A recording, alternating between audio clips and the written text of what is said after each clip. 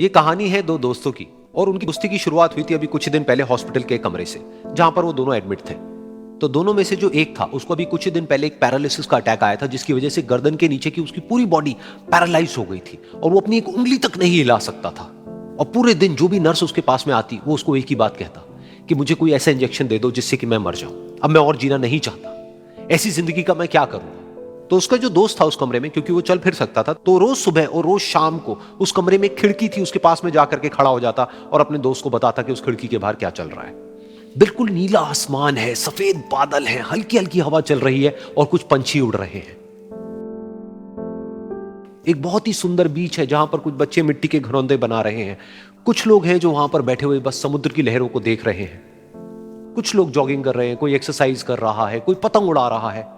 वहां पर एक आइसक्रीम की स्टॉल है जहां पर कुछ लोग आकर के आइसक्रीम खा रहे हैं। और सनसेट के टाइम पे जो पानी है वो पूरा गोल्डन हो जाता है और चमकने लगता है। तो शुरू में तो जब उसने वो सब बताना शुरू किया तो उसके दोस्त के ऊपर ज्यादा असर नहीं हुआ, लेकिन धीरे धीरे उसके अंदर जीने की चाह जागने लगी। अब वो सुबह का इंतजार करने लगा कि जल्दी से सुबह हो और मेरा दोस्त मुझे बताए कि आज यहां पर क्या हो रहा है। कुछ दिन तक ऐसे ही चलता रहा। फिर एक दिन जब वो सुबह उठा तो उसने देखा कि सामने वाला बेड खाली है। फिर उसने नर्स को बुलाया और उससे पूछा कि क्या वो डिस्चार्ज हो गया है। तो नर्स ने कहा कि आपको तो उन्होंने बताया होगा, उनके पास कुछ ही दिन बाकी थे और कल रात को ही उनकी डेथ हो गई है।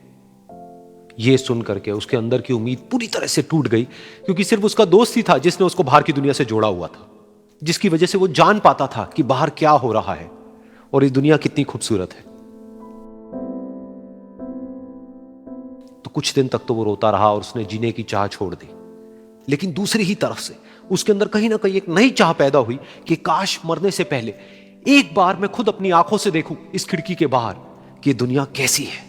जैसे जैसे उसकी ये चाह बढ़ने लगी, उसको अपने अंदर एक अजीब सी एनर्जी महसूस होने लगी। और फिर एक दिन उसने अपनी पूरी ताकत लगा दी और किसी तरीके से वो बेड से नीचे गिरा और पकड़ पकड़ करके किसी तरह से उस खिड़की तक पहुंचा। फिर उस खिड़की को पकड़ करके वो खड़ा हुआ और खिड़की के बाहर देख लिया।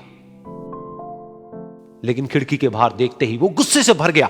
उसने जोर से नर्स को आवाज लगाई और जैसे ही नर्स आई उसने नर्स से पूछा, ये तुमने क्या किया, ये खिड़की के बाहर काली दीवार क्यों खड़ी कर दी। तो नर्स को समझ नहीं आया वो क्या बोल रहा है और वो बोली कि मुझे 5 साल हो गए हैं यहां पर, जब से मैं आई हूं तब से तो ये काली दीवार यहां पर है। तब जाकर के उसको समझ आया कि उसका वो दोस्त उससे झूठ बोल रहा था।